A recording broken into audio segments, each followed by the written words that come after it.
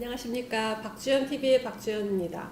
오늘은 이현 소장님 모시고 또 지난번 수다클럽에 이어서 교육 문제 얘기할까 합니다. 내일이 수능이죠? 네네. 그 옛날 그 현직에 계실 때는 수능 전날 막 같이 뭐 마음 졸이지 않으셨어요? 마음도 졸이고 네. 뭐 학생들 격려도 하고 네. 시험 문제가 어떻게 나올지에 대해서 모두 이제 궁금해하기도 하고 불안하기도 하고 뭐 그런 순간들인 거죠. 예.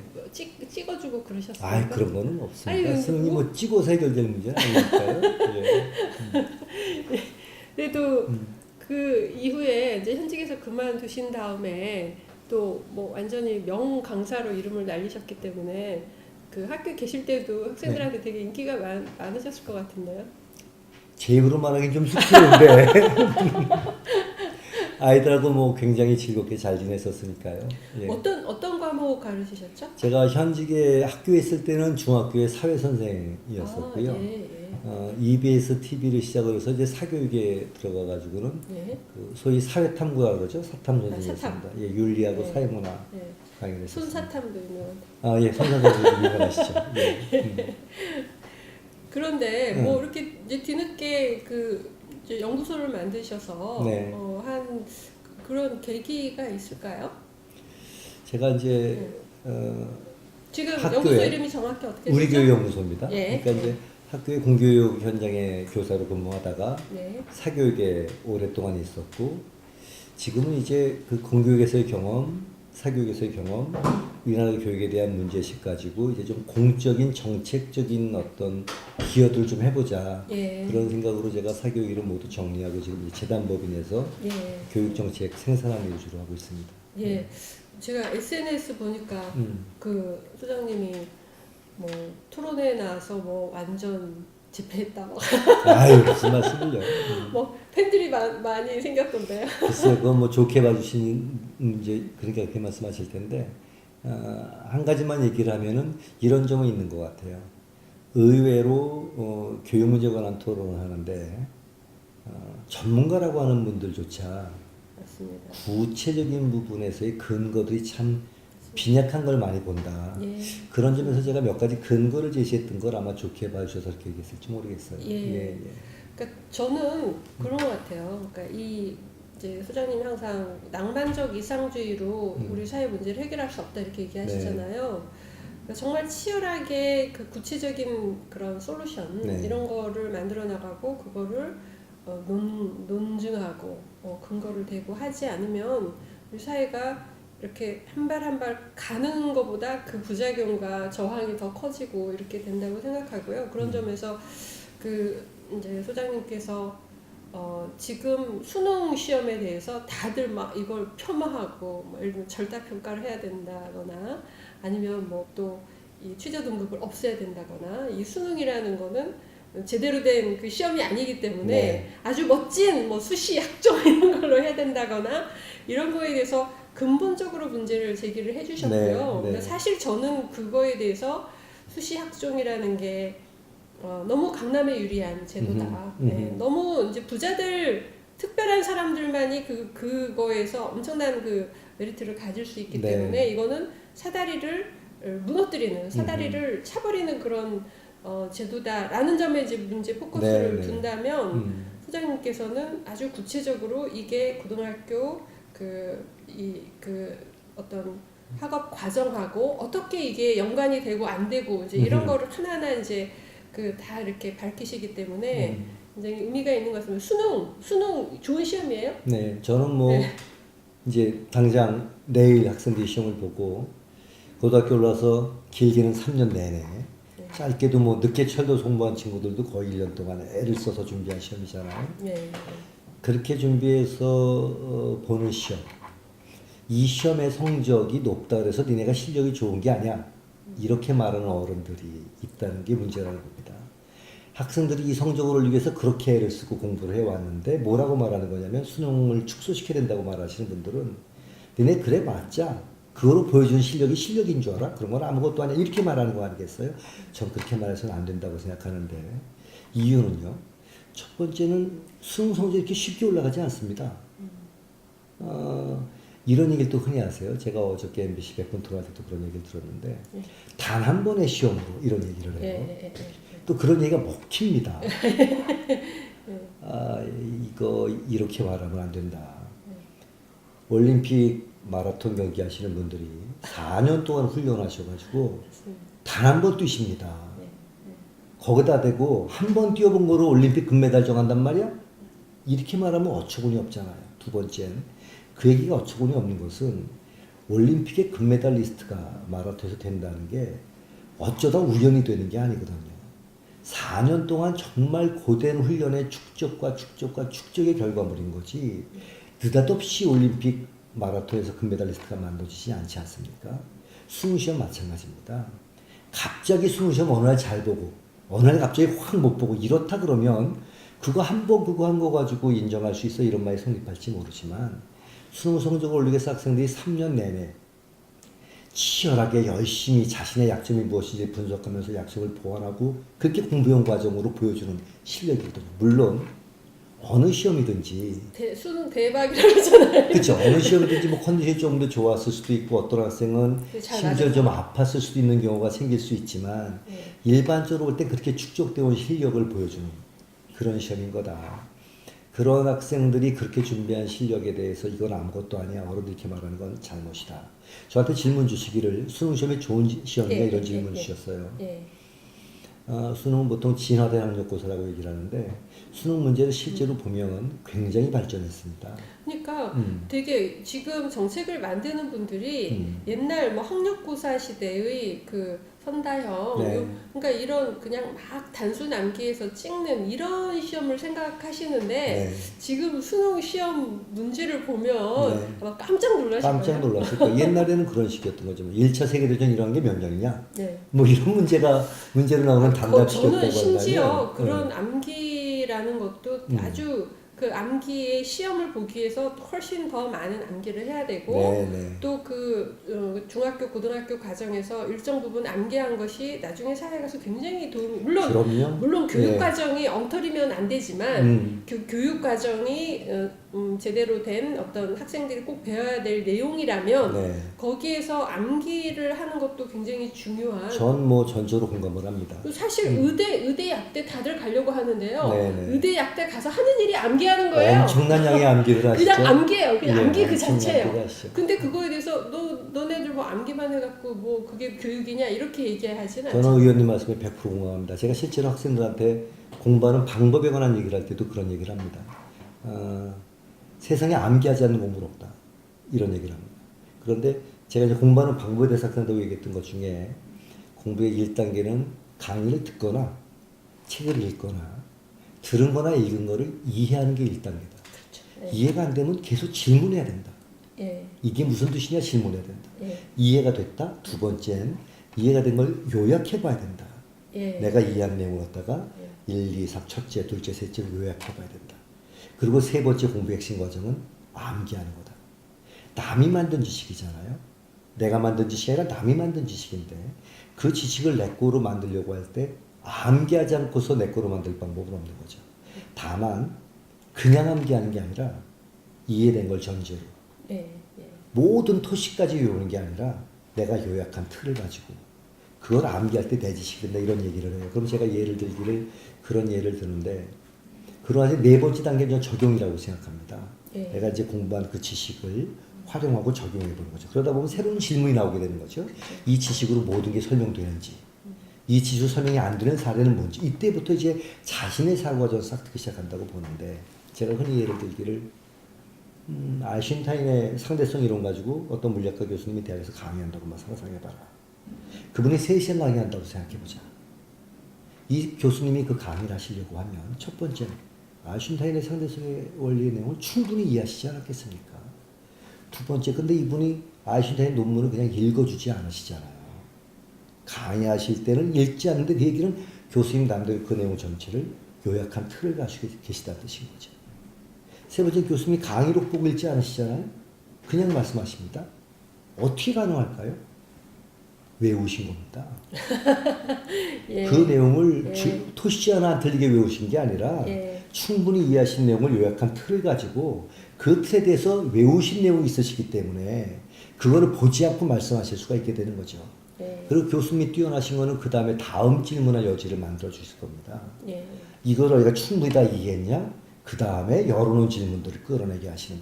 저는 그런 선생님들이 이제 강의하신다고, 그렇게 하시다고 보는데, 그러면서 의원님 말씀하신 것처럼 암기하지 않고서 어떻게 지식을 내거나 만드냐. 암기는 굉장히 중요한 거야. 저는 100% 공감을 합니다. 그리고 그 지금 수능 문제가요.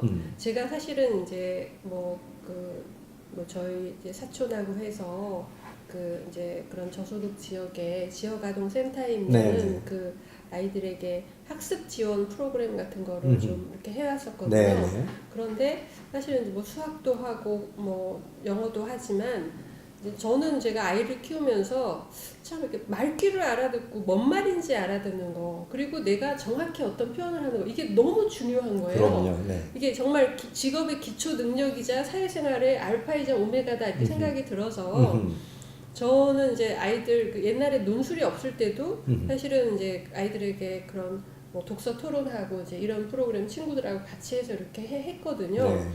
그래서 저는 이제 논술을 꼭 넣어야 된다. 논술로 넣어야 된다. 그래서 이제 아이들이 뭐 어떤 책을 읽고 그거에 대해서 이게 뭔 말이고, 네? 뭐를 얘기하는 거고, 네. 그리고 내 생각은 뭐고, 그거에 대해서 발표하고 이제 이런 걸 했어요. 네.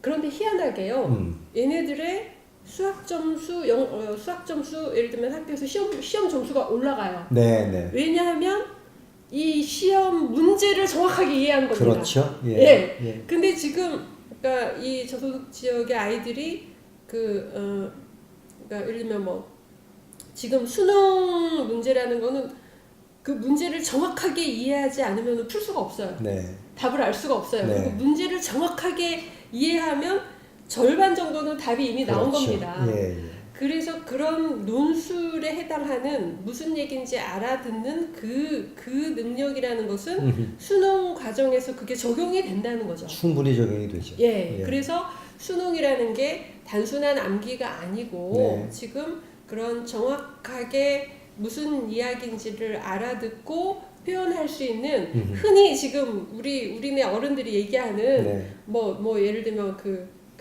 무슨 논술에 해당하는 논술 교육이 필요하다라고 네. 하는 네. 그런 능력도 지금 수능 과정에서 얼마든지 이 적용이 되는 거다. 네. 이런 생각이 다만 이제 들었어요. 논술보다 수능이 조금 약한 부분이 있는 건 직접 자기의 사고력의 내용을 표현시켜주는 능력은 못 보여주죠. 네. 그러나 말씀하신 대로 이 책에서 또는 이 글에서 말하려고 하는 걸 충분히 이해할 능력이 있냐? 네. 그걸 이해한 걸 바탕으로 해가지고 그 다음 단계 사고하는 내용도 보여줄 수 있냐? 여기까지는 예. 수능이 충분히 평가하고 훈련시켜준다. 그렇게 말할 수 있는 거죠. 근데 이제 그 표현할 능력에 대해서는 사실 그거를 예를 들면 자소서로 그걸 표현해라. 뭐 남이 다 써준단 말이에요. 그럼요. 예. 본인의 표현력이 아니에요. 그렇죠. 그리고 예를 들면 뭐 정말 순수한 어떤 논술 전형이라면 모르겠을 때 지금 뭐 학종이라고 하는 것들이 딱 그 현장에서 자기가 본인의 생각을 정확하게 표현하고 이런 걸 보는 게 아니에요, 전혀. 그럼요.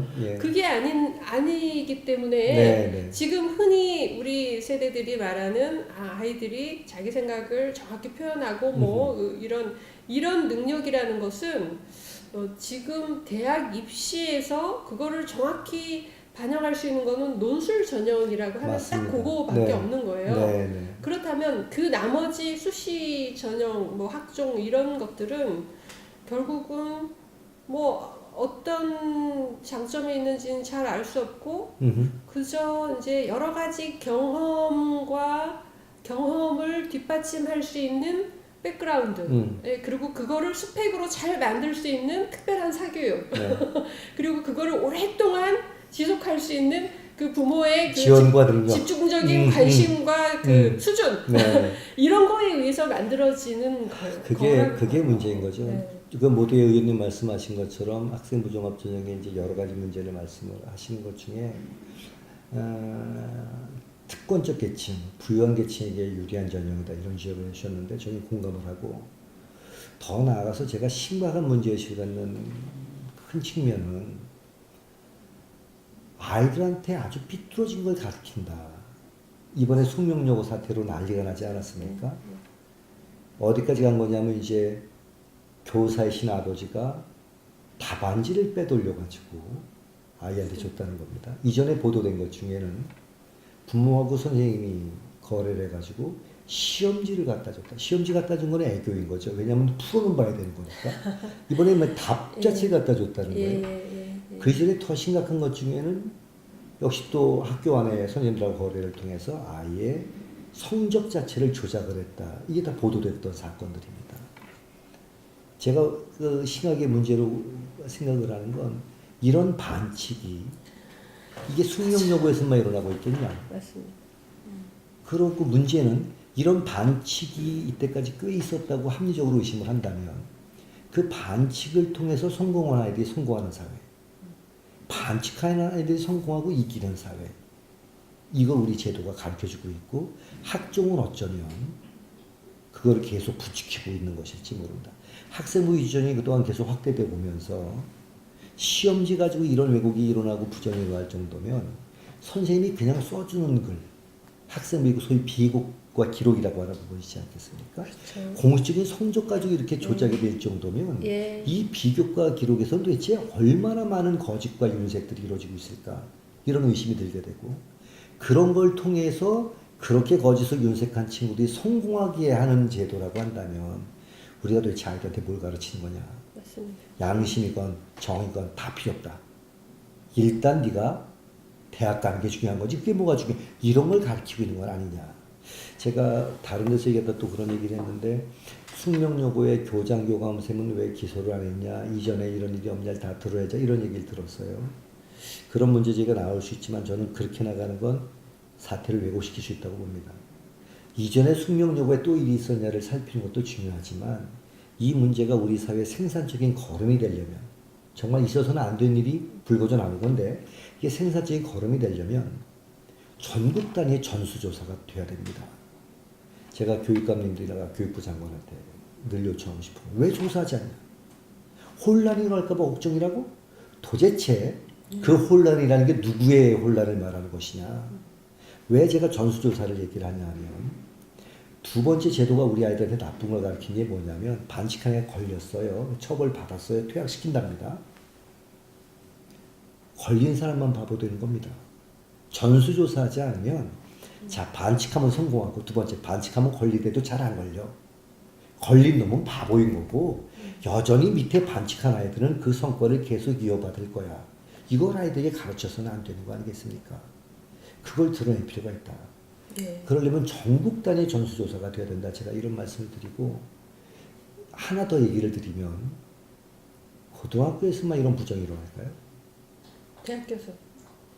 입학사정관들이 예. 그거 아이들 한 30분 어떤 대학에서 저한테 항의하기를 우린 60분 동안 본다 그러는데 예. 학생들의 서류를 갖다가 3, 40분 동안 보고 채점을 하는 겁니다. 여러 항목, 19개 가까이 되는 항목들에 대해서 A, B, C 채점을 하는데 한번 상상을 해보세요. 학생부가 15페이지에서 많은 애들은 25페이지가 넘습니다. 그러니까요. 그걸 읽는데도 30분 가지고 불가능할 텐데 읽고 채점을 하신다는 거예요. 예. 예. 이 과정에서 어떤 대학 교수님이 자기 자녀를 논문의 공동저자로 등재하신다는 거 아닙니까? 예. 그런 생각 가지고 있다면 이 교수님이 예. 자기 자녀가 자기 대학에 근무하는 대학에 지원했어요. 예. 입학처에 교수님들이 계시잖아요. 예. 한 달 건너면 충분히 알 거고 직접 할지도 모르잖아요. 식사할 때 우리 애가 무슨 고등학교 나왔는데 이번에 무슨 과에 지원했어. 한마디 하실 일이 벌어지지 않을까요? 품앗이 한다는 얘기. 그렇죠. 그걸 품앗이는 이런 경우죠. 우리 대학에 지원하지 않고 다른 대학에 지원한 겁니다. 근데 다른 대학 교수님 중에 아는 친구들이 꽤 있으실 수 있고요. 이런 거래가 있을 수 있다는 의혹이 계속 제기돼 왔는데 자 문제는 여기까지 의혹이에요. 국민적인 의혹이 제기되는 것에 대해서 왜 교육부는 확인해 보려고 하지 않을까? 이런 문제 제기가 되는 겁니다. 그래서 확인해서 문제가 있다면 드러내고 그 개선 방안을 제시해 줄 때 국민적인 의혹들이 해결될 수 있는 거지.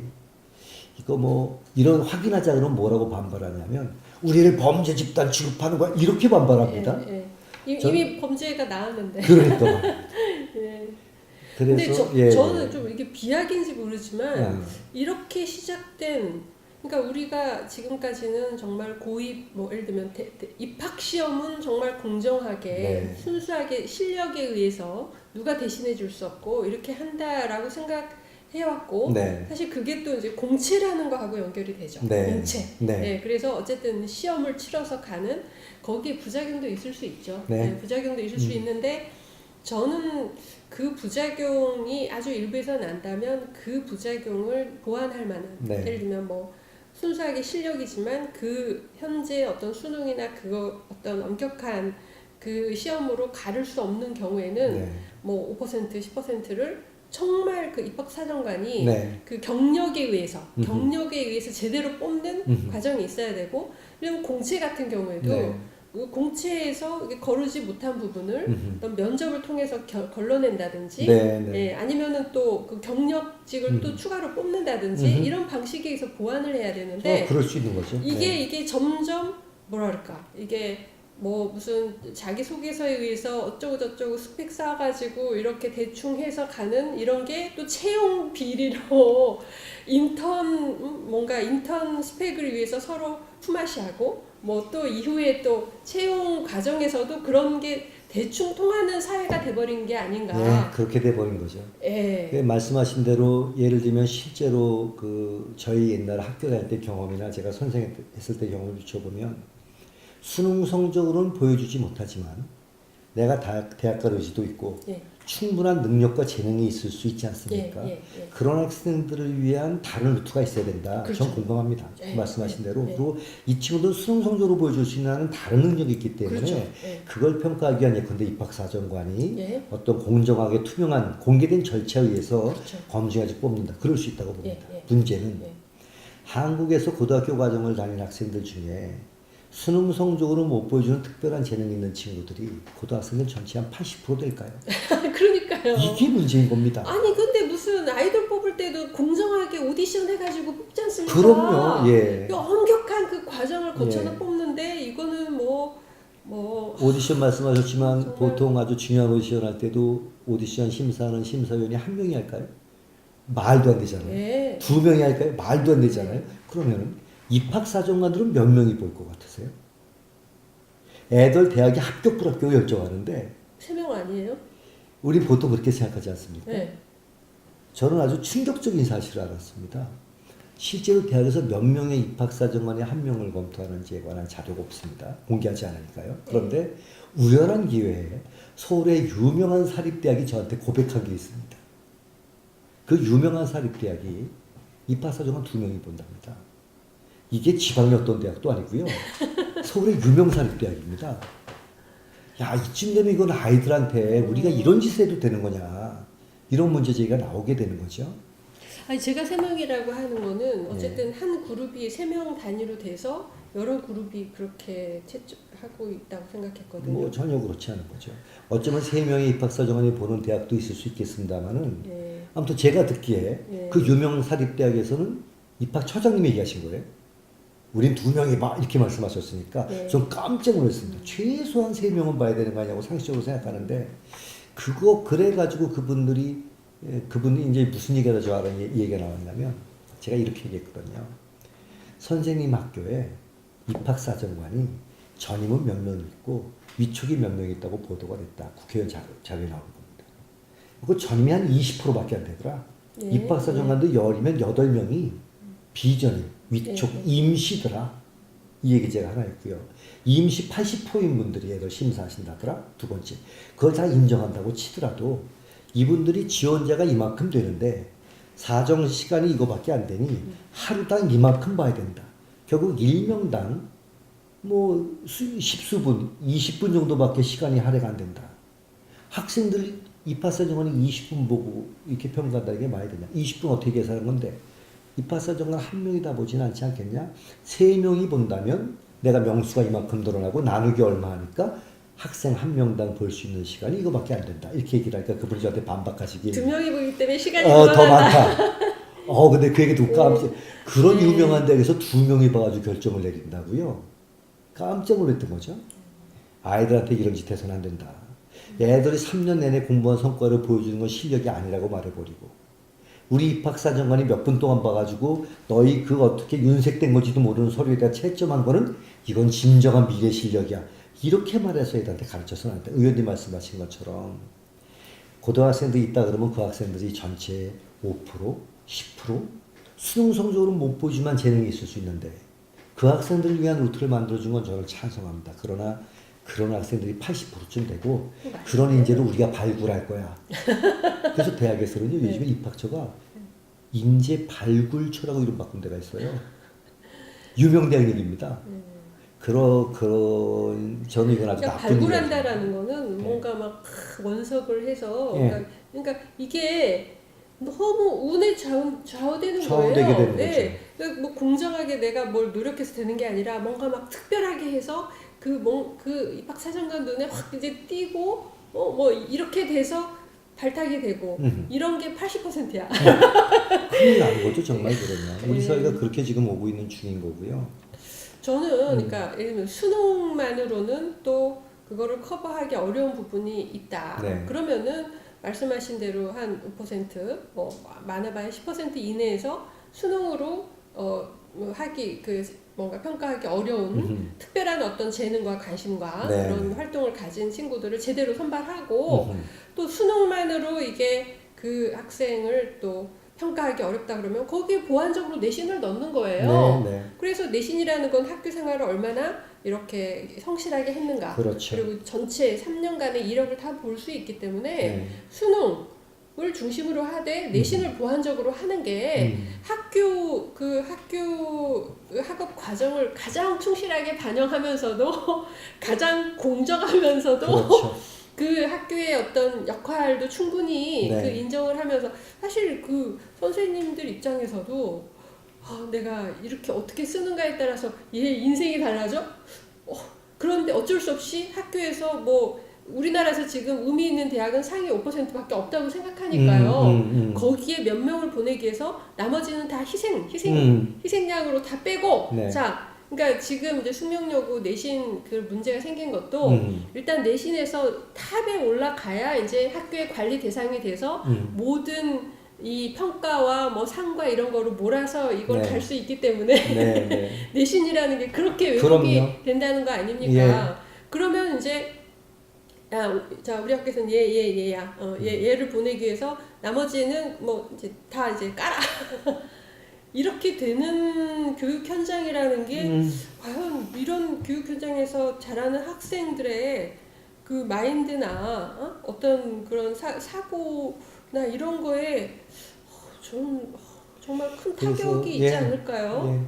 그 이제 학종을 지지하시는 분들이 흔히 하는 얘기 중에 하나가 학종 때문에 그래도 학교 내에서 긍정적인 변화가 일어나고 있다는 걸 인정을 해야 되지 않냐.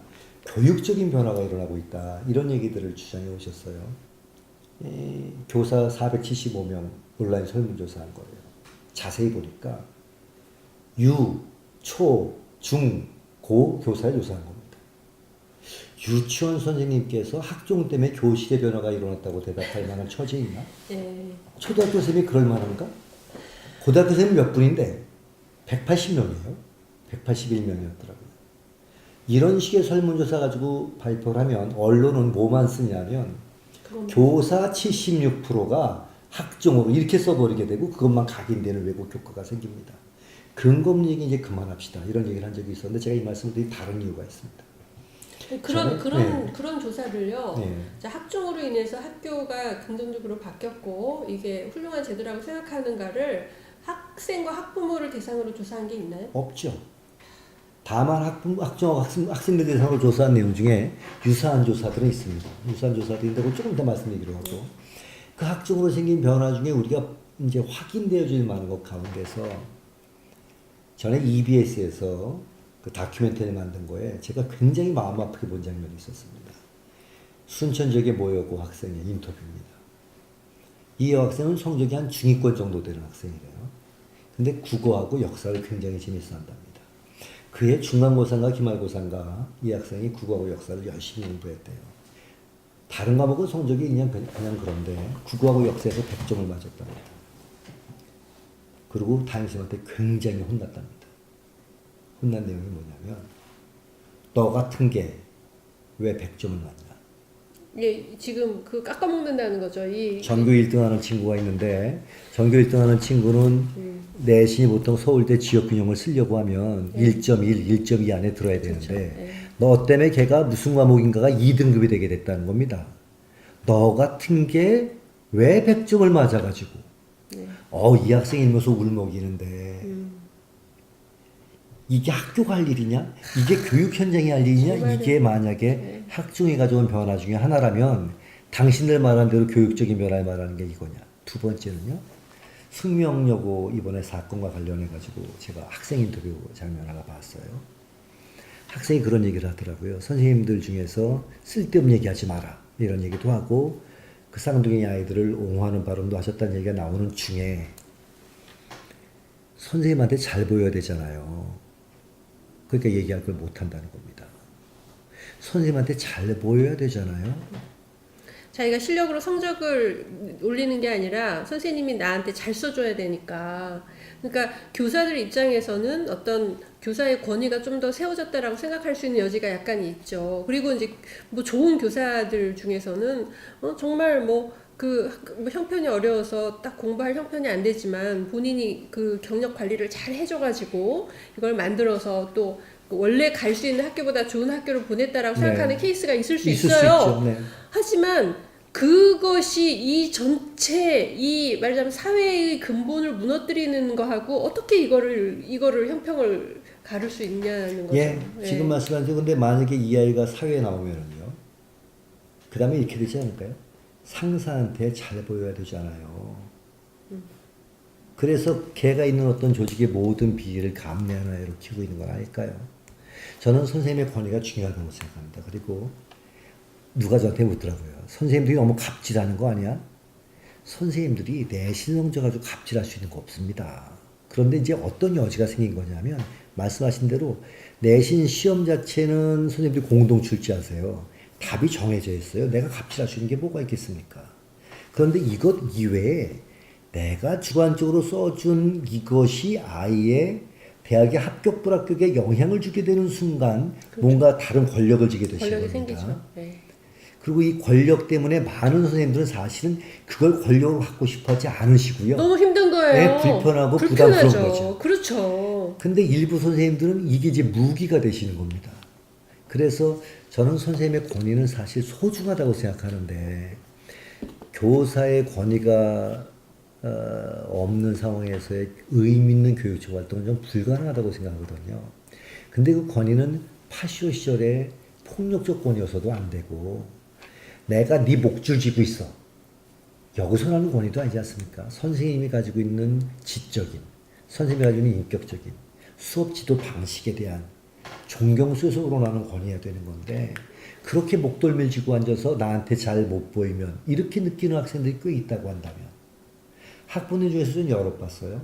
지난 공론 과정에서 얘기하고 싶어하는 학부모 얘기를 많이 들었습니다. 그래서 그분들한테 나와서 좀 얘기하셔라. 못 나가시겠대요. 왜? 그렇죠. 우리 대학에 졸업하기 전까지는. 그럼요. 인질이 잡혀 있는데. 그렇게 돼서는 안 되는데 네. 아이 입에서 잘 보여야 되잖아요. 그러니까 더 얘기 못 하겠어요. 이렇게 얘기하는 상황이 만약에 학교 상황이라면 학종 지지하시는 분한테 제가 말씀드리는 게 교육적으로 변했다는데 근거는 별로 제시 못하고 앉아있고 우리가 보는 현실은 현장을 이렇게 만드는데 이게 교육적이라고 말할 수 있냐 그런 얘기 좀 들려주고 싶어요. 그러니까 이제 아마 그 선생님들 중에는 예전에 그러니까 이 그 정시 위주로 하는 경우에는 굳이 이제 학교 생활을 통해서 학교 이제 선생님과 하는 생활을 통해서 수능 준비하기보다 별도로 자기가 뭐 인강을 듣거나 아니면 뭐 학원에 가서 따로 준비하고 학교 생활을 좀 등한시한다. 이런 것 때문에 그런데 이제 수시 같은 경우에는 선생님이 딱 칼자루를 쥐고 있기 때문에 네. 어쨌든 학교 이 안에서 이제 그런 게 이루어지는 게 아니냐 이렇게 생각하실 수도 있을 것 같아요. 그런데 그 부분은 저는 사실 그러니까 고등학교 뭐 예를 들면 2학년, 3학년 이런 때는 결국은 뭐 독일도 결국은 그 아비타트인가요? 아비투어라고 그 하죠. 아비투어를 위해서 1년, 2년씩 열심히 준비한단 말이에요. 예. 준비하고 그게 이제 학교 내에서 그거에 좀 초점을 맞춰서 교육을 시키고 네. 만약에 이제 어떤 선생님의 경우에 나는 이 어떤 시험에 그 초점을 맞춘 네. 이런 교육은 아니고 아주 포괄적으로 정말 훌륭한 교육을 해야겠어라고 생각하면은 거기에서 학생들이 개인적으로 그 시험에 초점을 맞춰서 그쪽을 향해서 조금 가는 그런 정도는 좀 감수를 하셔야 되는 거 아닌가. 네, 예, 근본적으로 고등학교 2학년, 3학년 요럴 때는 결국 지금 수시 학종이라는 것도 결국 입시에 맞춰서 하는 거 아닙니까? 결국은. 그렇죠. 예. 결국은 맞춰서 하는 네, 거라고요. 그러니까 네. 그거 자체를 부정하고 나는 어떤 입시 제도와 관계없는 어떤 이상적인 교육을 하겠어. 이렇게 하기 위해서 수시를 얘기한다면 그거는 좀 저도 지금 의원님 말씀에 공감입니다. 네. 제가 전에도 그런 얘기 잠깐 했었는데 우리한테 거의 프레임이라 그러잖아요. 프레임들이 씌워져 있는 것들이 있습니다. 그리고 강력하게 작동하는 맞아요. 프레임들이 맞아요. 있는데 네. 그 중에 하나가 지금 말씀하신 것 꺼내서 입시 교육은 잘못됐다. 악이다. 맞아요. 반교육적인 거다. 네. 그런 프레임. 그게 이제 뭐하고 연결되냐면 문제풀이식, 단순암기식 이런 식의 프레임하고 같이 붙어버리면 이게 구태교육 이렇게 돼버리게 됩니다. 지금 저는 이제 이런 프레임에 대해서 저는 사실 이제 문제의식이 많은데 아까 아비토를 잠깐 얘기하셨는데 독일은 사실 우리하고 대학 사정이 다르고 문화 풍토가 다르지만 확실한 것 중에 하나는 독일의 그 대학 준비 과정에 있는 고등학교부터 김나지움이라 그러는데 물론 다른 이제 학교에서도 대학 진학하는 경우가 있지만 일반적으로 김나지움을 진학을 합니다.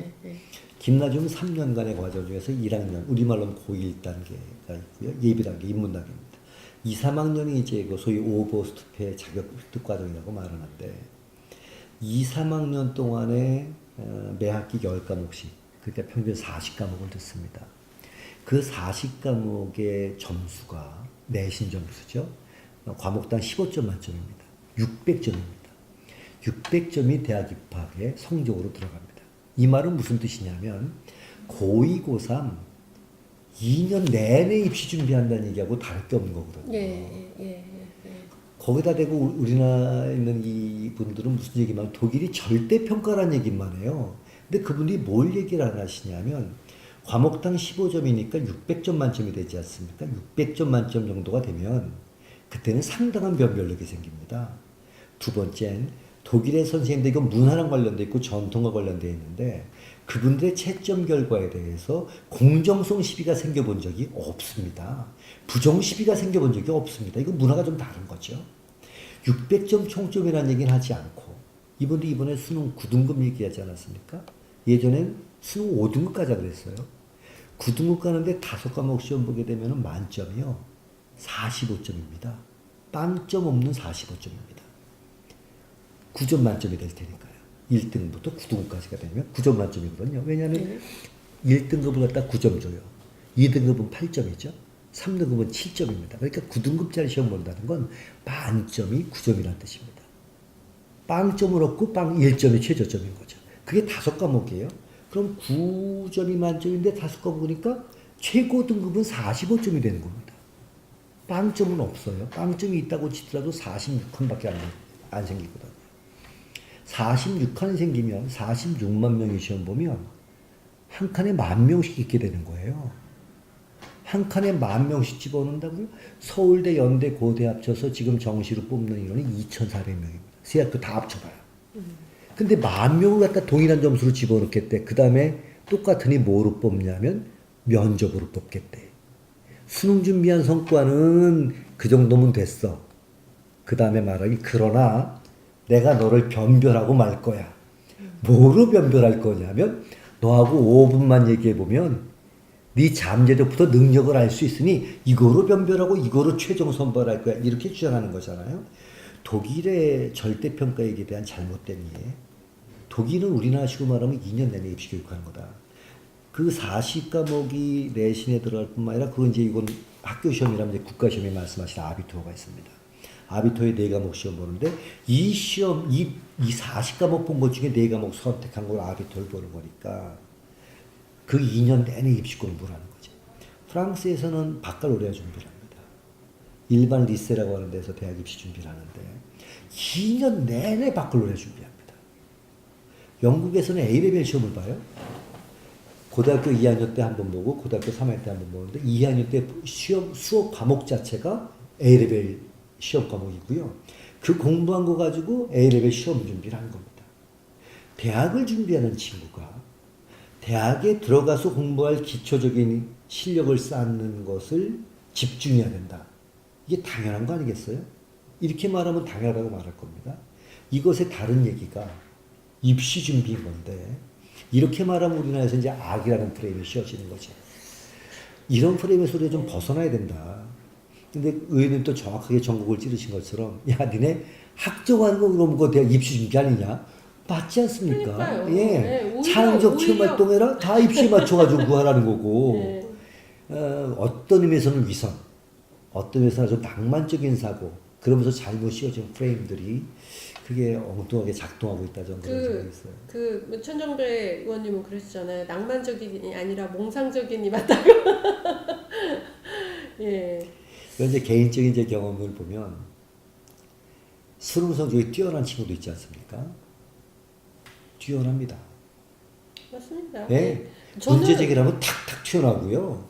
수능을 수능이 그걸 가지고 이게 정말 부족하다고 생각한다면 더 많은 문항으로 예를 들면 한 2번을 쳐버려요. 예? 그러니까 그렇게 하면 뭐 아무래도 그 한 번 쳐서 뭐가 뭐 실수가 난다든지 뭐 대박이나 이런 게 없어지는 거죠. 그러니까 그런 식으로 문제를 풀어야지.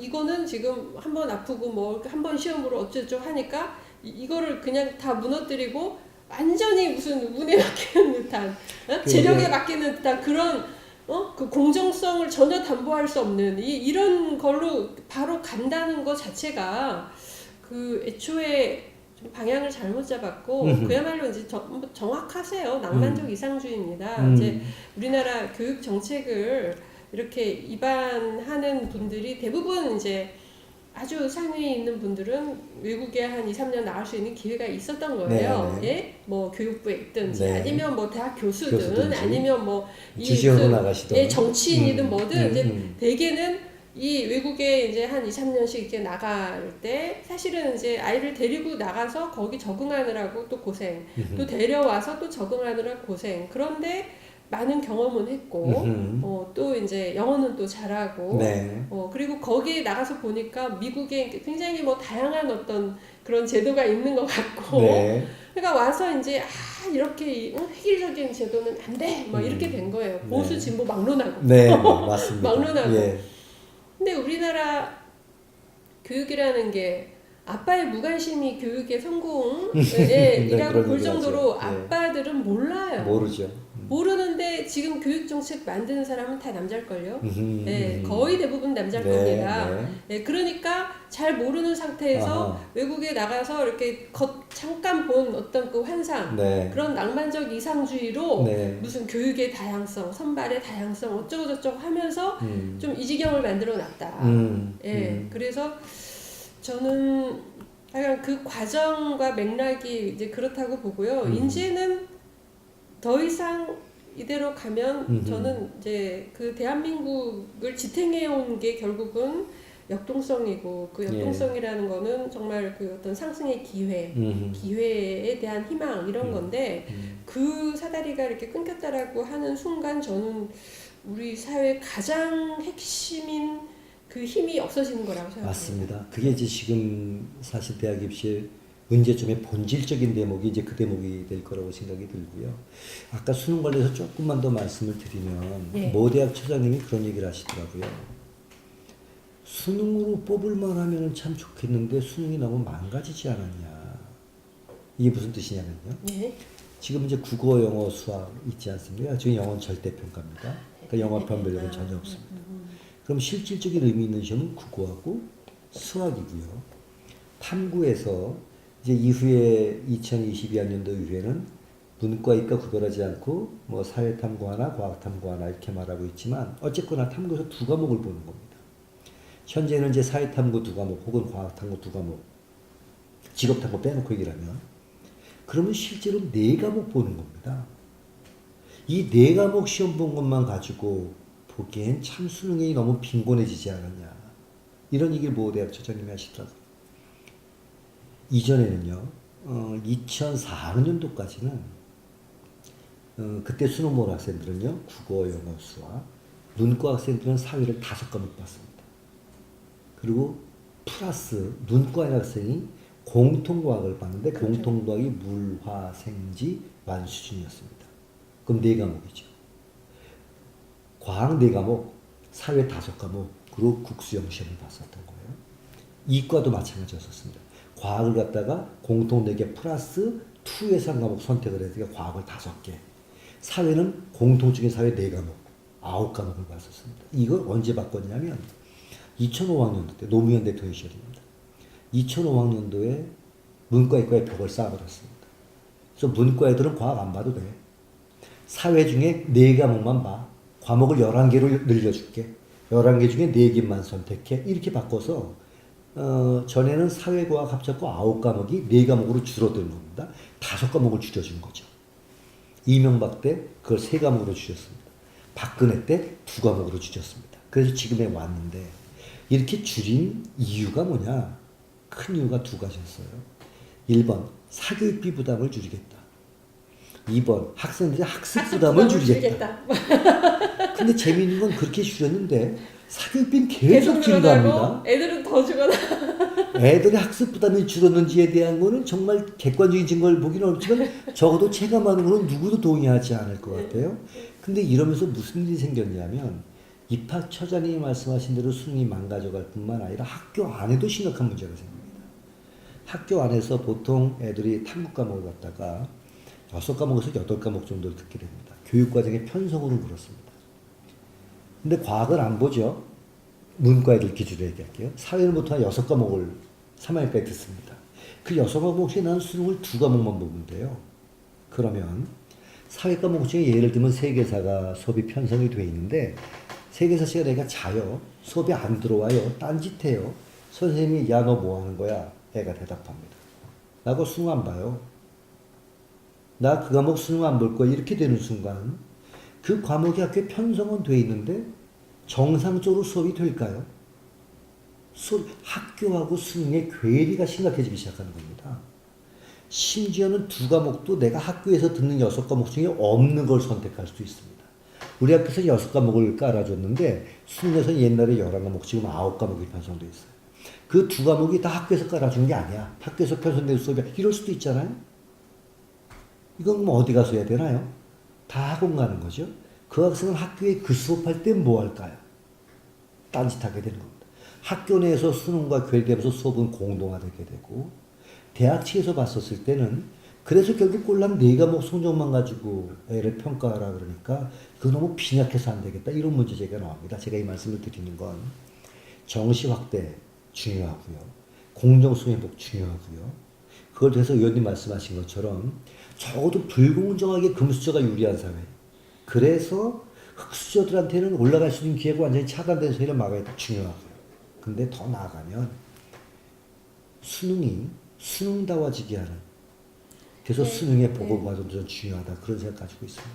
저는 등급제에 대해서도 좀 부정적이에요. 네. 예. 왜 그렇게 등급으로 나눠야 하지? 그러니까 이게 너무 막 1점 1점에 연연하지 말라고 했지만 그게 결국은 그 경계선에 있는 1점은 너무 큰 차이가 생기는 거예요. 예. 그러니까 차라리 아이러니가 벌어지는 거죠. 예, 그거를 다 분산해서 조금씩 차이가 나는 게 낫지. 이게 1점 가지고 차이 없다. 뭐 이렇게 해놓고 여기 1등급, 2등급 사이에서는 이렇게 벌어진단 말이에요. 그러니까 그거 도저히 이해를 못 하겠고요. 예. 예. 그래서 뭐 저는 그러니까 뭐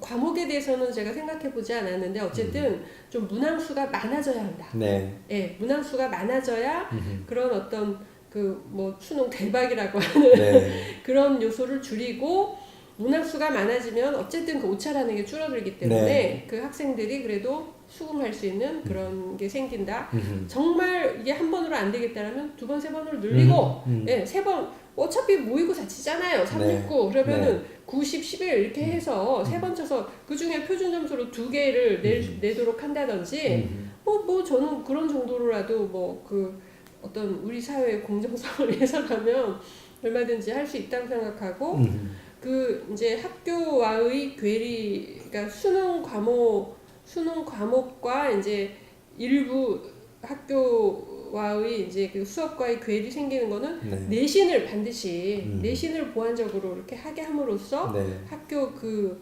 수업의 정상화를 일정 정도 보장하는 네. 이렇게 뭐 학교 그것 또한 방안이죠. 내신을 보완하는 것 또한 방안이죠. 네, 내신을 하게 되면 그 학교 수업의 어떤 정상화도 보장하지만 학교 생활을 성실히 했는지를 또 학교에서 그 대학에서 네. 볼 수 있기 때문에 그것이 이제 대부분의 이제 어떤 평가 방식이 돼야 되고 네. 공정성을 유지하면서 어떤 학교의 정상화 이것까지 그 학생의 태도나 이런 것까지 볼 수 있는 그런 거고 정말 수능 내신과는 별도의 어떤 창의적이고 특별하고 어떤 그러나 우리 사회에 꼭 필요한 인재다. 네. 이런 경우에는 그 특별한 어떤 그 라인을 만들어서 입학사정관이 뭐 정말 몇 개월에 걸쳐서 추적 조사를 해가지고 뭐 그거를 판단할 수 있는 정도의 그런 그래야 진정한 발굴이죠. 그렇죠. 네. 그런 의미는 발굴이 네, 이거 뭐 서류 이렇게 잠깐 이렇게 봐가지고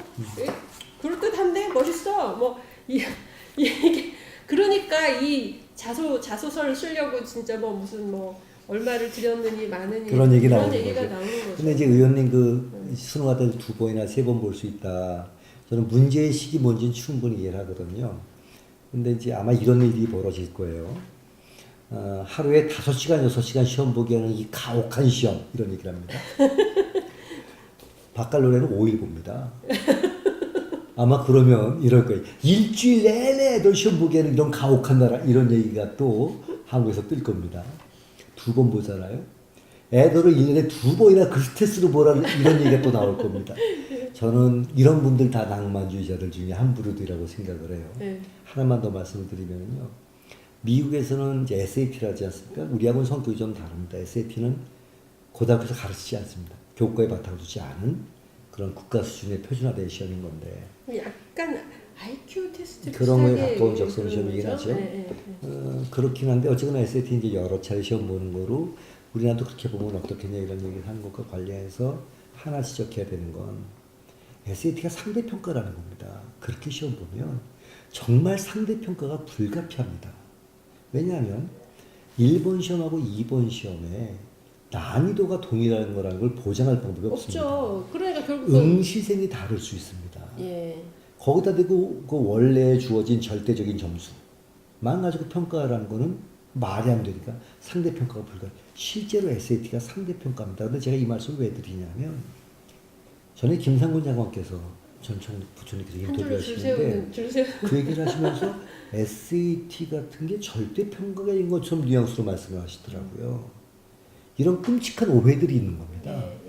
1년에 7번 혹은 8번 시험을 보는데 1차 시험하고 7차 시험의 난이도가 다른데 SAT 점수를 어떻게 동일하게 비교하겠어요? SAT 점수는 철저하게 스케일화된 그 표준화된 점수로 바꿔서 계산합니다. 우리하고 조금 방식이 다른데요.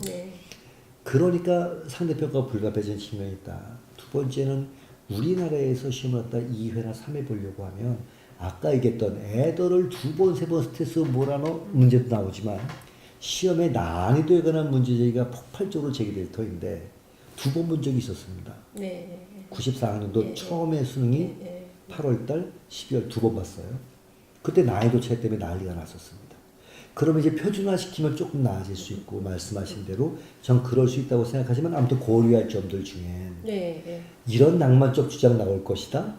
두 번째로는 스케일 점수가 불가피하다. 이런 점들은 저는 그게 그러니까 우리나라 정도면은 예를 들면 3번 봐서 2번 좋은 거를 올려라 이렇게 하면 3번 거의 다 볼 거라고 생각하고요. 그러면 일단은 응시생에서는 큰 차이가 없을 거라고 생각하고 난이도 문제가 있기 때문에 반드시 표준 점수로 해서 표준 점수에서 자기가 좋게 나온 거 2개를 올리면 그게 이제 한 번 막 그날 컨디션이 안 좋거나 아니면 막 그 망쳐가지고 재수하는 이런 건 막을 수 있지 않겠느냐 하는 생각이었어요. 그러니까 그런 측면에 이제 공감이 되는 면이 네, 있죠. 두 번을 봐서 2번 다 이거를 반영하는 건 저는 반대입니다. 그건 그야말로 스트레스만 주는 거예요. 그 중에 좋은 걸 올려라. 네, 근데 예를 들면 뭐 두 번 봐서 하나 표준 점수 하나를 올려라. 뭐 이것도 저는 뭐 가능하고요. 그럼 3번 봐서 2개를 올려라. 이렇게 할 경우에는 학생 입장에서 어쨌든 2번 다 실패를 한다는 거는 그거는 실력에 문제가 있는 거고요. 근데 이제 2번 정도 수능은 조금 다르지만 네. 제가 전에 왜 그 낭만주의자들이 디테일이 없다 이런 말씀을 드린 적이 있었는데 노무현 대통령 때 실책은 제가 나중에 말씀드리기로 하고요. 이명박 대통령 시절에 당시 이제 이조 씨가 네. 장관이 되면서 2가지 일을 했습니다. 끔찍한 일 2가지를 하셨어요. 한 가지는 시행을 했다가 망했고 하나는 시행한다 그러다가 돈만 날리고 말았는데 시행했다 망한 건 수준별 수능이라는 거였습니다. 수준별 수능. 예, 그래서 수학을 문과, 이과 두듯이 국어도 A형, B형, 영어도 A형, B형 이거 하나 하셨고요. 이거 이제 한번 시행했다가 망했고 한다고 하다가 돈만 날리고 안 한 게 있는데 그게 니트라는 거였었습니다. 국가 영어 능력 인증 시험이라는 걸 만들겠다. 그래서 이거 가지고 수능에서 영어 빼고 이 성적 가지고 수능 영어 성적을 대체하겠다. 나중엔 공무원 시험에도 이걸 반영하고 뭐 어쩌고 이런 얘기를 하셨습니다. 그 토익 토플로 나가는 외화도 낭비를 줄이고 뭐 이런 얘기를 하셨죠. 니트의 문제 중에 다른 얘기는 다 빼고요. 1년에 여러 차례 보기 하겠다. 그래서 그 중에 좋은 성적을 내게 하겠다. 니트에는 듣기, 읽기 이것만 있는 게 아니라 쓰기하고 말하기도 집어넣어서 영어가 제대로 된 정보를 하게 하겠다. 제가 그 얘기 나왔었을 때 했던 얘기 중에 하나가 이거 해서는 안 됩니다. 우리나라 고등학교에서 말하기, 쓰기가 얼마나 잘 수업될 수 있다고 생각하십니까? 그거 하는 순간 아마 이건 다 학원 가서 배워라 라는 뜻이 될 겁니다. 이런 얘기를 안 했었고 지금 얘기랑 연관시켜서 참고로 말씀을 드리면 그것도 수능처럼 9등급제로 하겠다고 얘기를 했었어요. 수능 상대평가 9등급인 거죠. 그래서 상위 4%는 1등급 이런 식으로 3월달에 애들이 니트를 봤습니다. 1등급이 아이가 있어요.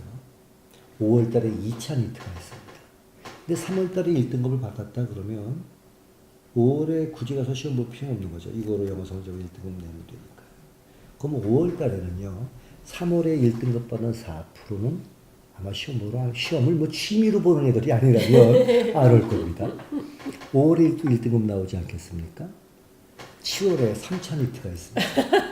그러면 다 1등급이야. 제일 훌륭한 건 예. 10월 말쯤에 시험 보는 애죠. 예, 예. 1등급 걸러내 다음에 이제 그리고 1등급. 시험 예. 이런 시험 보면 안 됩니다.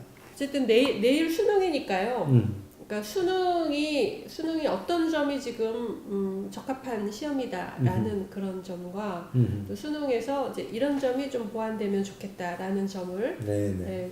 그리고 이제 수능을 공부하는 학생들이 되게 이제 어떤 방식으로 공부를 하고 있고 또 어떤 방식으로 하는 게 또 효과적이다 이런 얘기도 조금 지금 이제 내일 시험이니까 네. 어떤 게 효과적이라고 얘기하기는 좀 늦은 감이 있어요. 아니죠. 지금 이제 내년이 아니라 내후년, 그러니까 내일이 내년에, 아니라? 내일이 아니라 내년에 이제 볼 그런 근데 학부모. 만약에 이걸 수능 준비하는 친구들이 만약에 이걸 듣는다면 들을 수 염장지릅니까?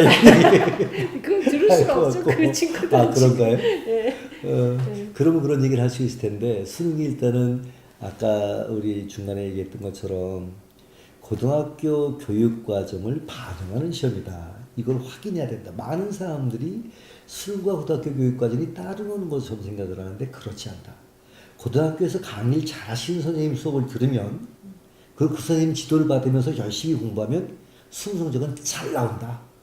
소위 사교육계에 유명하다는 강사들 중에 상당수가 그 선생님들 출신이다. 선생님 출신이고 학교 선생님들 출신이다. 그리고 또 그게 부족하다고 생각하면 밤에 인터넷 강의 열심히 보완할 들으면 수도 된다. 있으니까. 네. 그래서 첫 번째는 학교에서 배웠던 내용들을 충실하게 반영하는 시험이라는 의미에서 의미가 있는 시험이다. 두 번째는 이 시험이 학생들이 적어도 고등학교 교육과정에서 가르치는 교육과정을 기반으로 한 지적인 훈련의 정도를 평가해주는 시험이다. 그러니까 너희가 수능시험에서 좋은 점수 얻었다고 충분히 인정할 만한 노력도 인정해줘야 되고 능력도 인정받을 만하다. 저는 이제 이런 얘기를 첫 번째 하고 싶고요. 무엇보다 공정하다. 공정하다. 예. 그다음에 아까 이제 의원님 대박 얘기를 하셨는데 의원님 옛날에 공부하시던 시절 한번 생각해 보세요. 대박은 언제나 기원하지만 공정하게 실력을 평가하는 시험에서 대박이란 거의 없습니다. 그럼 있으면 진짜 운이 좋은 거죠, 그냥. 특별한 경우가 더 있을 수 있는 거고요. 예. 어떤 학생이 특별하게 그때 컨디션이 안 좋아서 실력을 발휘하지 못하는 케이스는 있으나 그렇죠. 얼토당토한 대박이 상당수가 일어나는 그런 공정한 시험은 존재하지 않습니다. 언제나 수능 대박을 꿈꾸고 네. 학력고사 시험에는 학력고사 대박을 꿈꾸고 사시가 있을 땐 사시 대박을 꿈꾸지만 예. 그러나 그런 대박이 일어나는 일은 사실 거의 없다. 예. 수능 대박 꿈꾸지 마라. 예. 공부한 만큼의 내 실력이 제대로 나오게 해달라. 이런 마음으로 준비하고 그렇죠. 시험도 그렇게 보는 게 맞다. 예. 그러니까 또 공정한 시험인 겁니다. 그렇죠. 네. 그런 얘기하고 싶어요. 그리고 이제 수능에 좀 보완할 점. 보완할 점 중에는 저는 개인적으로 과목이 다시 복원돼야 된다고 생각을 합니다. 그래서 과목이 늘어나서 고등학교 교육과정은 전체적으로 반영해야 더 된다고 반영해야 생각해요. 된다. 고등학교 선생님들은 누구보다 이거를 충분히 잘 가르칠 수 있는 분들이시고 그래야 되고요. 그걸 만약에 못하신다면 아주 죄송한 말씀이지만 가르치지 마셔야죠. 네. 저는 제가 사교육에도 있지 않았습니까? 사교육 사업도 했었고요. 학원도 운영을 했었습니다. 그때 선생님들한테 그런 얘기 한 적이 있어요. 왜 당신 수업을 아이들이 시간을 내서 돈까지 내고 들어야 됩니까? 이런 얘기를 저한테 들은 선생님이 극소수지만 계세요. 혹시 학교 현장에 그런 분들 계시다면 그런 얘기를 해봐야 됩니다. 왜 선생님 수업을 애들이 그 청년실의 소중한 시간을 내는 건데 국가는 거기에 비용까지 들이는 건데 그리고 선생님 수업을 들어야 되는 겁니까? 이런 얘기를 들으셔야 될지 모른다. 어마어마한 비용이죠. 사실 OECD 국가 중에요. 그럼요. 그 우리나라 교사 그 수준이 최고 수준입니다. 그렇죠. 네. 지적 수준이나 자격수를 보면 자격도 그렇고요. 페이도. 그래서 실제로 가르치실 수 있다. 가르치는 분들이 많이 있다는 걸 내가 안다. 근데 그걸 잘 못 가르치는 분들, 자신 없는 분들이 있다면 이런 질문들을 던져보셔야 된다. 그렇게 생각을 하고 과목은 늘어야 된다고 생각했고요. 장기적으로는 의원님 아까 말씀하신 게 제가 속으로 공감하는 부분인데 논술형의 수능이 보완될 필요가 있다는 생각을 합니다. 근데 제가 장기적이라고 말씀을 드리는 건 현장이 준비가 안 된 상태라고 맞아요. 한다면 새로운 혼란과 사교육에 창궐만 가져오기 때문에 조심스럽긴 하나 예. 수능 플러스 자신의 사고력을 표현시켜서 보여줄 수 있는 시험까지 보완된다면 훨씬 좋을 것이다. 수능이 객관식이라고 문제가 있다고 말하는 사람들이 내놓는 대안은 그래서 엉뚱한 걸 보겠대요. 차라리 자소서를 보겠다는데 그거는 그게 정말 아니라 엉뚱한 길로 그럼요. 논술형의 그런 그렇지. 과목을 해서 예. 그거를 이제 뭐 어떤 대학의 경우는 뭐 그것까지는 볼 필요 없다고 생각하고 하는 대학도 있을 수 예, 있고 어떤 대학은 예. 그걸 요구하는 하는 대학도 대학의 있을 경우, 수 있고. 뭐 그거를 어쨌든 공정한 그 틀 그럼요. 안에서 그것이 평가될 수 있도록 하는 게 그거에서 장기적으로 준비가 등급 없애는 거는 등급은 아까 말씀에 공감입니다. 그러니까 이 새로운 역설을 가져와요. 저는 등급 없애야 된다. 예. 그 이제 지금 얘기는 많이 나왔었으니까 아까 노무현 대통령 시절 잠깐만 얘기를 하면 그때는 상대평가 9등급이었었거든요. 그때 제가 현시에 있었던 얘기를 하나 예를 들면 4%까지는 1등급이고 네. 11%까지가 2등급인데 실제 있었던 겁니다. 2007년도에 이렇게 도입돼서 2008학년도 수능에 적용됐었는데 2007년 3월 달에 고3 애들이 전국 단위 모의고사를 봅니다. 교육청이 주관해서 전국 학력평가를 매년 지금도 합니다. 2007년 3월 달에 수학, 문과형 문제가 좀 어려웠어요. 원점수로 67점 맞은 애가 커트라인 1등급이었습니다. 4%였었습니다. 그러니까 67점이 1등급일 정도니까 문제가 꽤 어려웠었던 거죠. 자, 문제는 그 어려운 수학 시험에 2007년요? 예, 우리 아들이 그때 봤는데. 그랬습니까? 예. 그게 3월 달 시험입니다. 예. 근데 그 어려운 수학 시험에 100점 맞으면 됩니다. 96점 맞은 애 하나 틀린 애가 또 있는 거예요. 그리고 67점 맞은 애가 있는 겁니다. 이거 다 똑같은 거죠. 근데 공부해 본 사람은 누구나 합니다. 어떻게 그 시험에 67점과 100점이 같을 수 있는. 96점, 100점이 같다고 말할 수 있겠습니까? 근데 그걸 같다고 봐라라고 일종의 우기는 거죠. 근데 더 큰 문제는요. 그 시험에 66점 맞은 애가 있어요. 그러니까요. 수학이 체력인데. 2점, 3점, 4점짜리 문항이 있어서 같은 문항을 틀렸는데 1.2점 차이가 날 수 그렇죠. 있습니다. 네. 도대체 전 정말 아닌 것 같아요. 67점은 이건 다르다. 얼마나 네. 다르냐? 천당과 지옥만큼 다르다. 다른 거예요. 이렇게 주장하는 거니 이게 어떻게 아니 설득력이 그러니까 있겠습니까? 어떻게 그런 발상을 했는지 모르겠어요. 그 1점에 연연하지 않게 하기 위해서 1등급, 2등급을 나눴는데 1등급, 2등급 사이는 천당과 지옥 사이예요. 지금 절대표가 9등급도 마찬가지인 거죠. 100점하고 90점은 똑같은데 90점하고 89점은 천당과 지옥만큼 실력 차이가 있다. 이렇게 말하는 주장이라면 이게 어떻게 합리성이 있겠습니까? 설득력이 전혀 없어져 버리는 거죠. 네. 있을 수 없다고 봅니다. 아니 네. 뭐 저는 그러니까 수능 기본이 되고 내신을 보완으로 하는데 그것조차도 뭔가 더 걸러내고 싶으면 면접을 한번 보면 돼요. 네. 면접을 봐서 정말 얘는 이상해. 이거 엉터리야. 이런 애를 걸러낼 수 있게 하면 그걸로 되는 것인데 이거를 정말 엉뚱하게 이거를 막 가르고 뭐 희한한 정말 몽상가적인 이런 개입을 해가지고 이상한 이 누더기를 비판하고 나니까 그 다음에 네. 수능 절대평가 중하신 분이 뭐라고 얘기를 했냐면 그러면 동점자를 그러니까 우선 동점자 어떻게 변별할 거냐 아까 그 문제 예식을 하니까 이런 얘기 하시더라고요. 동점제 안에서 원점수를 그럼 공개하자. 원점수 100점 만점이니까 등급으로는 똑같은 등급인데 원점수를 갖다 동점자 공개해주면 원점수 가지고 가릴 수 있지 않겠냐 이런 얘기를 한 적이 있어요. 그래서 제가 물어봤습니다. 그 원점수를 대학에다만 알려줄 거야? 학생한테 알려줄 거야? 학생한테 알려주면은 이건 누가 동점자인지가 나오고 아마 1등급이 1등급이에요. 걔네한테 다 원점수를 알려준다 그러면 실제로는 원점수가 다 오픈되는 거죠. 무슨 얘기냐면 등급만 보여주겠다고 얘기했다가 원점수 학생에게 모두 공개하는 순간 뭐 400점 만점의 원점수가 다 이렇게 오픈이 되는 겁니다. 학생한테 공개한다면 등급제가 의미 없어지는 거예요. 다 알려지니까 원점수가. 대학만 알려준다고요? 그럼 이렇게 되는 겁니다. 네가 5, 1등급인 줄 알고 지원했는 모양인데 우리가 보니 너는 1등급 중에 천민 1등급이더라. 학생한테는 안 보여주는 거죠. 우리가 교육과정 평가에서 네 점수 받아봤는데 너 1등급이지만 90점으로 턱걸이 1등급 했네. 그래서 너는 탈락이야. 그럼 대학이 이렇게 아이한테 통보하겠네. 그런 제도를 만들겠다는 거냐? 제가 이런 질문을 던진 적이 있어요. 무슨 뜻이냐면 원점수라면 국어가 100점 만점입니다. 100칸이 나온다는 뜻입니다. 그러니까요. 그러면 변별력이 생기죠. 그런 식으로 따지면 애초에 그 100점이 아니라 아예 그냥 9점으로 하던지 원래 9점으로 네, 그냥 하든지 네. 아니면 처음부터 100점을 그냥 공개하든지 그런 문제가 안 생기죠. 근데 90점까지는 칸을 만들어 가지고 1등급 이렇게 만드는 순간 다양한 불합리와 역설적인 상황이 이제 또 벌어지게 되는 거죠. 이분들한테 제가 디테일 없다는 게 그런 의미의 문제 제기들이었었던 겁니다.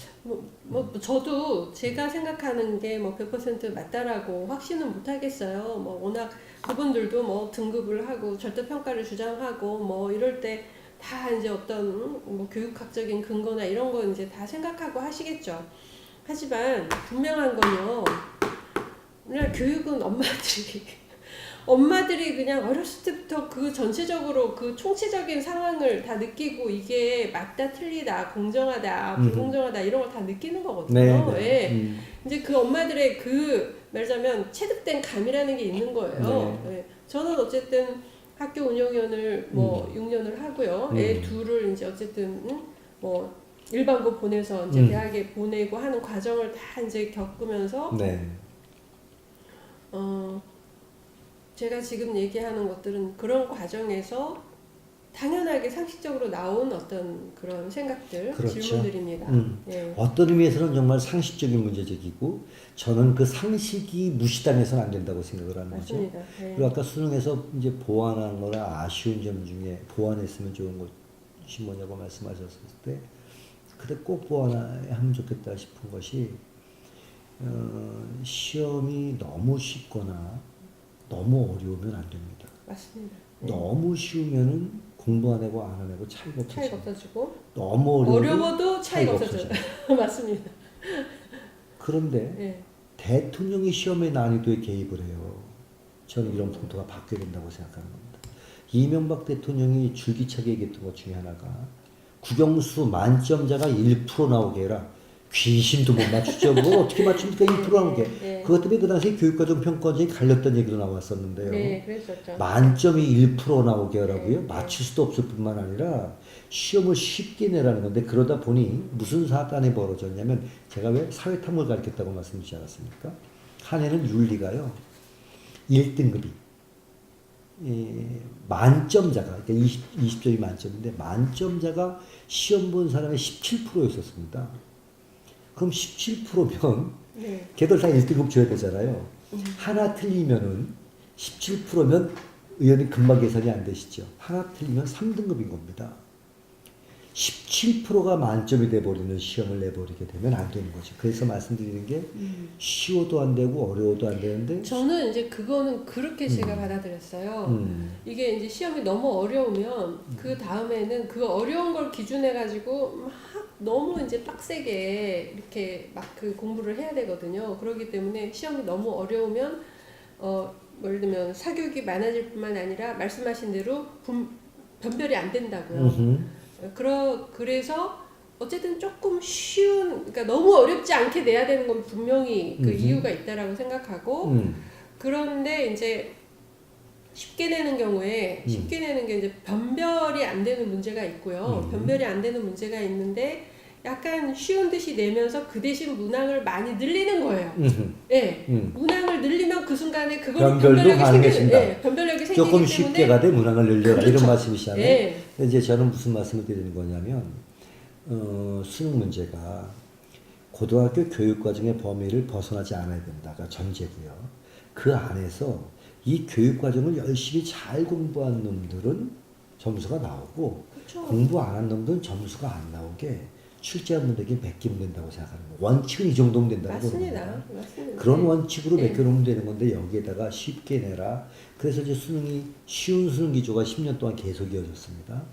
근데 이제 문제는 출제하는 분들이 선생님들이 아니라 이제 교수들이 들어가서 지금 같이 들어가죠. 예, 들어가서 이제 어떤 경우에는 너무 고등학교 교육 내용과 조금 동떨어진 그런 게 나와서 이제 말하자면 뭔가 특별한 어떤 학교 교육 이후에 뭔가를 해야 된다라는 그런 생각을 갖게 만드는 때가 있었어요. 그런 때가 있었죠. 그러나 예. 현재는 그런 예. 부분들의 가능성은 거의 없고요. 선생님들이 출제위원으로 옛날에 검토위원으로만 들어갔는데 고등학교 출제도 참여하시고 검토들도 하시기 때문에 그런 부분은 상당히 걸러진다. 다만 이분들한테 요구해야 되는 원칙은 교육과정의 범위 안에서 문제를 내줘라. 그렇죠. 예. 열심히 공부한 놈 성적이 나오게. 근데 하여간 저는 조금 더 문항이나 과목이나 조금 더 늘리면 수에 대해서도 늘 입조했다는 말씀하시는 거잖아요. 그러니까 전체적으로 이거를 좀 늘리면 아무래도 그 지금보다 그러니까 공정성이 더 늘어나고 학생들이 뭐 좀 억울하게 생각하고 유행이라고 생각하는 부분이 줄어든다는 거예요. 예. 그러니까 그래서 저는 문항도 늘리고 뭐 예를 들면 횟수도 늘리고 이렇게 해서 뭔가 그동안 수능에 대해서 제기된 문제의 뭐 단순 암기식이다 뭐다 하는 거는 사실 잘못된 것이고요. 네. 그러나 너무 요행으로 한 번의 시험으로 이런 거에 대한 그런 우려를 이런 식으로 문항을 늘리거나 뭐 여러 번 봐서 이렇게 한다든지 이렇게 해서 그 부분을 해소시킨다면 그 다음에 뭘 트집을 잡을 수 있죠? 예, 뭐 별로 없어요. 그러니까 그렇게까지 한 다음에 그래도 이제 뭐 창의적인 뭐 그럼 논술 수능하자. 아마 그 창의적인 얘기도 나오고 그런 얘기를 할 겁니다. 지식 위주의 이런 얘기를 또 하실 거예요. 아니 지식은 대학교 가서 배우는 거고요. 아니 이미 이제 그렇잖아요. 정말 수능 내신과 뭐 그 관계 없이 어떤 그런 애들은 그건 입학사정관을 위해서 하고. 예. 그래서 이게 이제 이 전체적으로 여기에 대해서 정말 이제 수시 학종을 주장하는 그런 분들이 어떤 반론을 제기할지 뭐 저는 네, 모르겠어요. 근데 뭐 아마 제 느낌으로는 이제 반복할 것 같은데 예. 그 중에 이제 얘기 시간이 많이 지나서 창의성 얘기도 또 나올 텐데 예. 제가 최근에 읽은 책 중에 그 훌륭한 교사가 어떻게 만들어지는가에 관한 책인데 거기서 그 저자가 그런 얘기를 하더라고요. 위대한 조각가, 미켈란젤로 같은 위대한 조각가가 탄생하기 위해서 끌, 나무 망치, 쇠줄 이거로 연마하는 오랜 시간이 필요했다. 그럼요. 예. 끌을 잘 다룬다고 위대한 예술가가 되는 건 아니지만 그 위대한 예술가가 끌을 잘 다루는 훈련을 반복적으로 그럼요. 계속해서 기술을 축적하지 않았다면 창의적 작품이 나올 수 없었다. 이 얘기를 하고 또 하나 예를 드는 게 피카소 예를 들어서 쓴 글이 아주 인상적이었어요.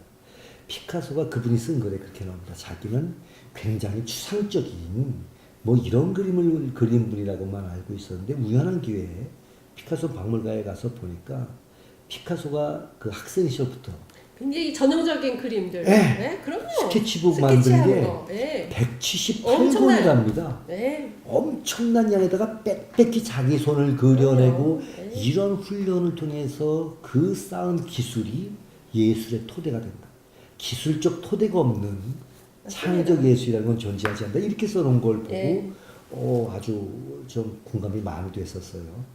지식의 축적을 하지 않고 거기서 창의적인 새로운 무언가를 만들어내는 사람이 나올 수 있다? 이건 잘못된 생각이다. 아니 진짜로 그런 창의적인 인재는 입학사정관 5%를 하자고요.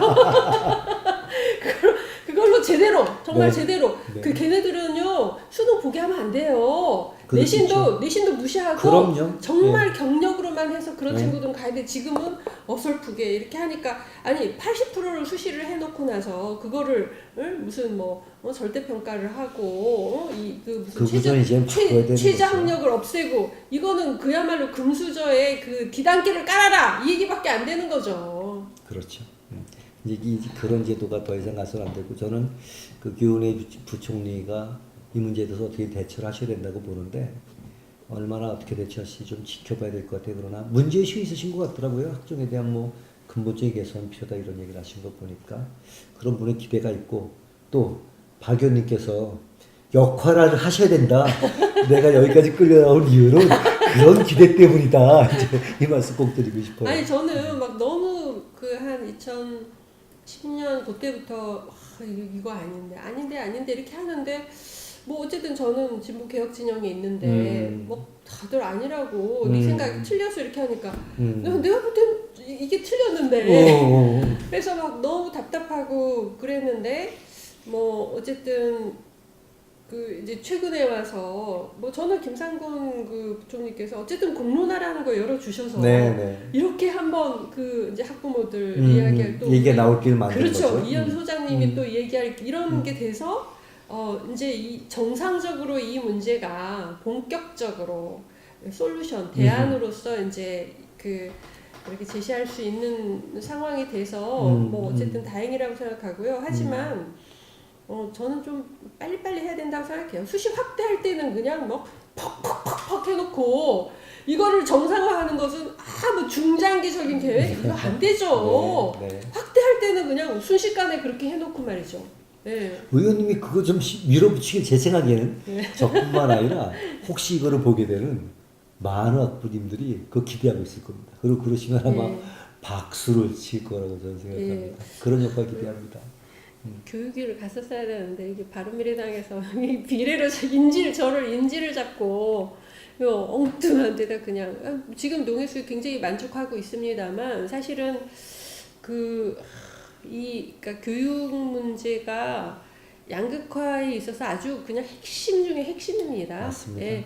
대입 제도도 마찬가지고요. 대학의 교육이 어떻게 이루어질 건가도 결국은 노동시장하고 그대로 연계가 되면서 양극화를 해결하기 위해서 이 부분이 안 풀리면 안 되거든요. 그럼요. 네. 그래서 앞으로 저는 그 이현 소장님께서 이 문제를 그 하나하나 정말 정교하게 정확한 대안을 가지고 정교하게 논거를 제시하면서 이렇게 접근하는 모습이 제가 막 정말 우리 사회를 롱텀 디스커션이 가능한 그런 합리적인 사회로 만들었으면 하는 그런 열망에 그 장정에 함께 저는 이제 그런 서포트를 할 수 있는 게 저의 역할이고 해야 될 일이라고 생각을 하고요.